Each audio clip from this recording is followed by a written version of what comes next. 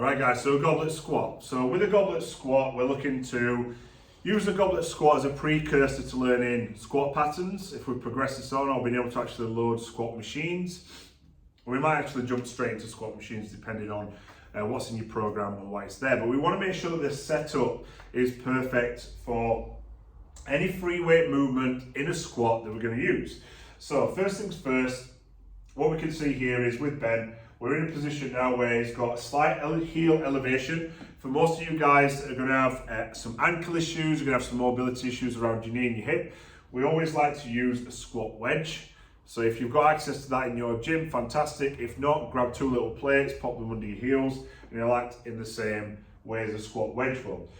This setup, we want our chest nice and proud. Imagine that you're cupping that dumbbell for me, Ben. So he's getting set up as if he's going to do a goblet squat. The elbows are nice and high, you're not going to squat yet. Abs are nice and tight. He's going to push his hips back. With his feet, he's externally rotated his feet. So basically he's pushing his feet outwards just a little bit. And his sole focus is to now try and sit onto his heels. He's going to break at his knees by pushing his knees out and over his toes. And what you're going to see is, he's going to try and stay as upright as he can. And now Ben's got some issues in his lower back. And what we can see is we're now able to actually make this more quad dominant because we've elevated his heels. If I take this away, and you'll see what happens to Ben's squat pattern in a minute. So if I take this heel away, and then we look at how Ben would normally squat. So Ben's having to really fall forward. So that heel elevation is going to allow you to try and stay in a little bit more of an upright position.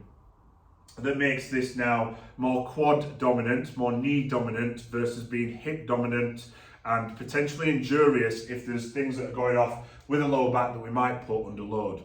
So if we've got that set up right and we want to now load a goblet squat, we're going to bring that wedge back in and we're going to get set up.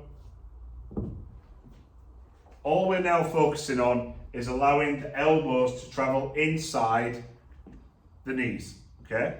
So as he's now coming down into that goblet squat, you don't need to go that low, so only go to 90 degrees. So nice and slow, pause there, pause there, pause there. That's it, and then drive up. Those elbows are traveling in. We're getting more direct load on the quads. Abs are nice and tight. You notice I didn't allow Ben to go too low because we started to see his pelvis tuck under. So this is how you perform a goblet squat.